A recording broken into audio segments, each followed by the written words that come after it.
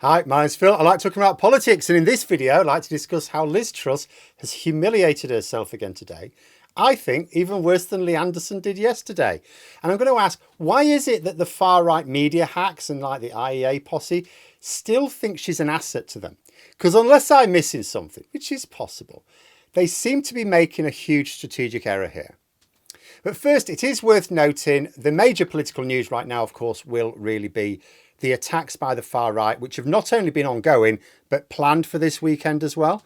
But at the time I'm recording, I still don't know what's going to happen. Will the police now be able to prevent major flare-ups? Or, are we going to have a summer of the far right openly attacking our country before they are properly shut down?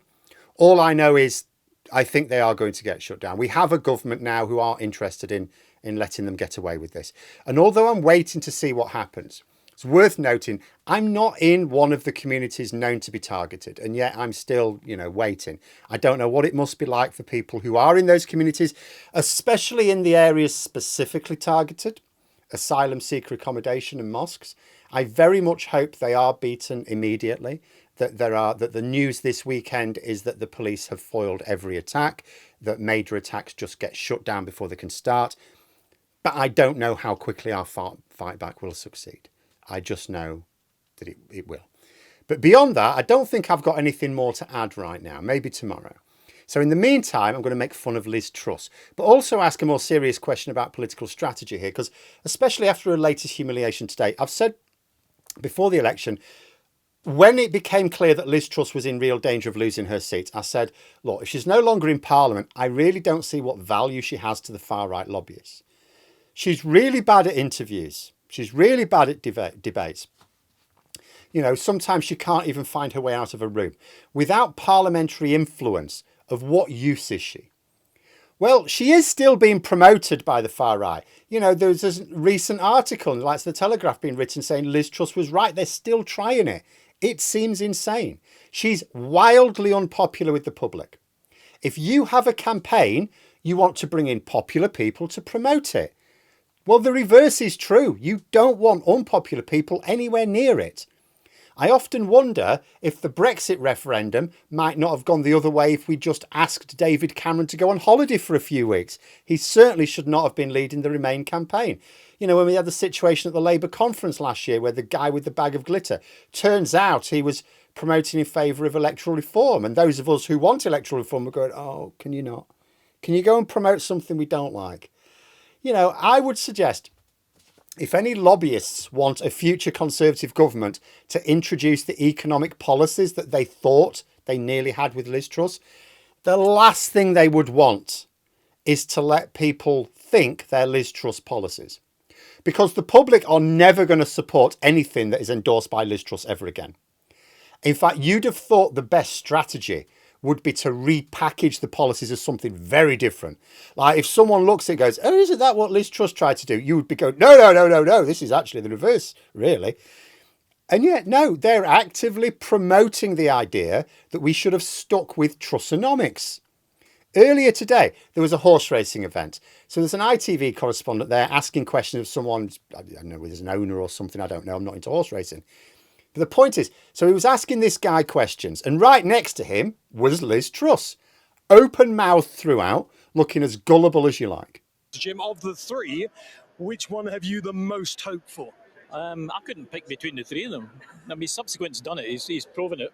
The other two, a lot of potential there, so time will tell. Well, it will. In a few minutes' time, two of those trainers could be very worried if the other wins. Good luck. I don't think so. They'll all be happy. Thank you. It's Liz Truss, wasn't it? It was. My eyes are not deceiving me. This market could crash any minute, couldn't it? Subsequent 3-1 with French Duke 3-1. The reason she was gawping throughout, of course, was she was expecting to be recognised and talked to. So it's like the voice of someone's asking you a question you're getting ready to answer. But the guy never did. The guy from ITV never did. Didn't recognise her or wasn't interested in her if he did. So that's why she looked so gormless. She's going, oh, he's going to ask me a question. Oh, how splendid. He's not asking me a question. Oh, he's going to any second now. It's like when she used to do speeches. I've seen her do speeches, right? I've had to watch these things. And she would pause for applause. You know, in a speech, you do a thing and you know the audience is going to like that. So you pause a bit for the applause. She used to do that and there'd be no applause. She'd just stand there going, oh, why aren't they applauding? I'll just wait a few more seconds and look stupid. She always comes across very badly. She always makes herself look stupid. She's incapable of giving a speech, taking part in a debate or an interview, or it seems even just standing next to someone being questioned without looking like a gullible fool. She doesn't have the easier media charisma of Boris Johnson. She's not a sharp debater, and she no longer has any political power. And to top it all, she's the least popular politician in the country. I mean, at the end of the video, so when she is referred to, they go, oh, that was Liz Truss, wasn't it? Yeah, I think it was Liz Truss. A joke is made about crashing the market. That is what she's associated with. She crashed the pound and became the shortest serving Prime Minister in British history. Surely one of the shortest serving heads of a democratic government in world history. I can't imagine. It's a very long list of people who've served shorter. I cannot for the life of me work out why she's still been backed. The swivel-eyed loons surely should have dropped her. I would have expected them to drop her. Like in government, she was known as the human hand grenade. This was a term that Boris Johnson reportedly even used about her. Dominic Cummings more openly described her as the most properly nuts minister he'd ever worked with. In other words, she was too volatile even for those reckless lunatics. Now, I can see how it would have served the purposes of the Tufton Street crowd when there was a realistic path to power through her, because they got that. It just didn't last very long. And it no longer exists, though, now. In theory, she could find a way back into Parliament. She could find someone. I don't know if anyone would want her as a candidate. Maybe she could find a safe seat somewhere, but she's not going to climb the ladder again. By the time she gets back into Parliament, you know, I mean, even if she got back to Parliament now, she'd be sort of out a bit. Most of her allies lost their seats as well. The Tory party will be forced to move on, and they'll not want to be associated with her legacy. Truss is surely a net negative to any campaign which involves her. I do not know why anyone wanting the low regulation, low tax nightmare that they wish to inflict on us thinks they can sell it to the public by waving around an endorsement from Liz Truss. It would be like trying to sell over-the-counter medicine promoted by Harold Shipman. Utterly insane. And as the public face of any campaign, even outside the political cauldron, she will never not cause embarrassment.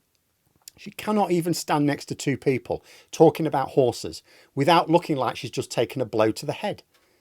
It was, if anything, even more humiliating than Lee Anderson's experience. Because if I was going to talk about, if someone said to me, oh, talk about the most humiliating thing an MP's done this week, Phil. Before this, I'd have said, well, this is going to be Lee Anderson, isn't it?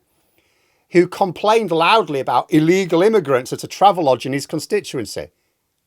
There were no illegal immigrants in the travelodge in his constituency. And I don't mean, oh, because they were actually asylum seekers and you don't break the law if you come here to seek asylum. No. They weren't asylum seekers at all.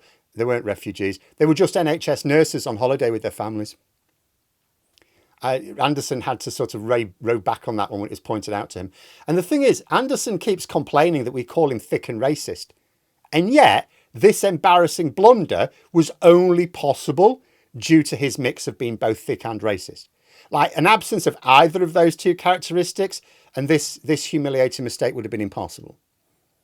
But there we are. Those are my thoughts. If you enjoyed the video, please subscribe for further content and click the like button. You can also sign up for memberships if you'd like to support the channel further. Thanks for watching. Until next time, I'll see you later.